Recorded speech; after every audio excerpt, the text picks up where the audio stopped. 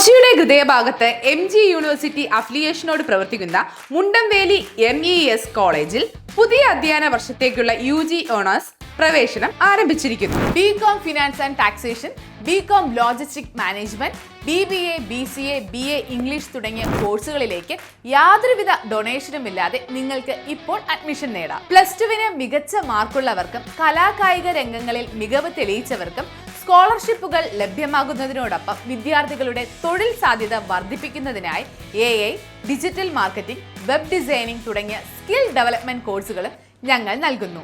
പരിചയസമ്പന്നരായ അധ്യാപകർ, high speed wifi campus, ആധുനിക ലാബുകൾ എന്നിങ്ങനെ മികച്ച സൗകര്യങ്ങൾക്ക് പുറമെ കരിയർ ഗൈഡൻസും തൊഴിലവസരങ്ങളും ഉറപ്പാക്കുന്ന സജീവമായ പ്ലേസ്മെന്റ് സെല്ലും കോളേജിന്റെ പ്രത്യേകതയാണ്. കൂടാതെ വിദ്യാർത്ഥികൾക്കായി മികച്ച ഹോസ്റ്റൽ സൗകര്യവും കൊച്ചിയുടെ പ്രധാന ഭാഗങ്ങളിലേക്ക് കോളേജ് ബസ്സും ഒരുക്കിയിട്ടുണ്ട്. മികച്ചൊരു ഭാവിക്കായി ഇന്ന് തന്നെ അഡ്മിഷൻ ഉറപ്പാക്കൂ. കൂടുതൽ വിവരങ്ങൾക്ക് ഇപ്പോൾ തന്നെ താഴെ കാണുന്ന നമ്പറിൽ കോൺടാക്ട് ചെയ്യൂ. MES college, Kochi, Mundamveli. Palluruthy STPY boys higher secondary സ്കൂളിൽ വായന മധുര ചടങ്ങ് സംഘടിപ്പിച്ചു. Palluruthy STPY boys higher secondary സ്കൂളിൽ വായന മധുര ചടങ്ങ് സ്കൂൾ HM KP പ്രിയയുടെ അധ്യക്ഷതയിൽ saint Xavier's college assistant professor doctor Chandrabindu ഉദ്ഘാടനം ചെയ്തു. മലയാള അധ്യാപിക MK നിഷ സ്വാഗതം പറഞ്ഞു. സാഹിത്യകാരൻ TN വേണുഗോപാൽ വായനദിന സന്ദേശം നൽകി. നഗരസഭാംഗം Geetha Prabhakaran, KK Roshankumar, PS Pramod, Jose Christopher Xavier എന്നിവർ ആശംസകൾ നേർന്ന് സംസാരിച്ചു. വിദ്യാർത്ഥികൾ അവതരിപ്പിച്ച ഗണിതപ്രതിജ്ഞയും ലളിതഗാനവും ശ്രദ്ധേയമായി.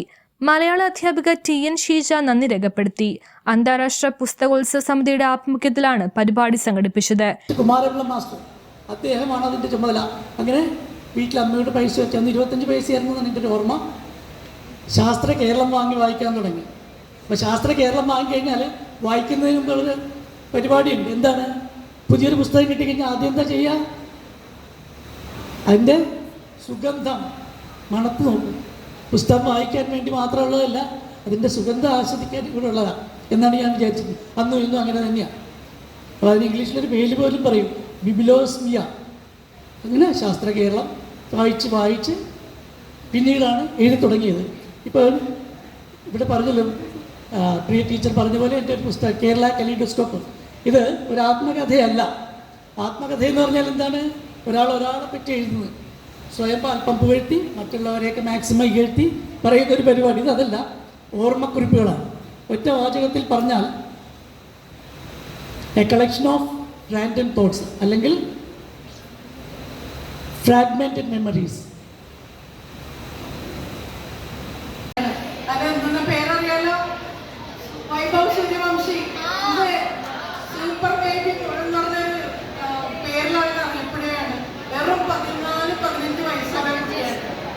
അതേപോലെ കായികം രംഗത്ത് നിങ്ങൾ കിട്ടുന്ന പുസ്തകങ്ങളൊക്കെ വായിച്ചു നോക്കിയാൽ കായിക രംഗത്തേക്ക് പോകാം, ശാസ്ത്ര രംഗത്തേക്ക് പോകാം, സാഹിത്യ രംഗത്തേക്ക് പോകാം. അത് നിങ്ങൾ ചെറുപ്പത്തിൽ നിങ്ങളുടെ ടീച്ചർമാർ പറയുന്നതനുസരിച്ച് പോയാൽ തീർച്ചയായും ആ ലക്ഷ്യം കാണാൻ പറ്റും. വായന നമ്മൾ ഓരോരുത്തരും ലഹരിയാക്കി മാറ്റും. ഇത് പറയാൻ കാരണം ഇന്ന് സമൂഹത്തിൽ നിലനിൽക്കുന്ന വിപത്തുകളെക്കുറിച്ച് തിരിച്ചറിയാവുന്ന പ്രായമാണ് നമ്മൾ. വളരെ ചെറുപ്പകാലത്ത് തന്നെ പത്ര വായനയുടെ കൂടെയാണ് ഞാൻ വായന ലോകത്തേക്ക് കടന്നത്.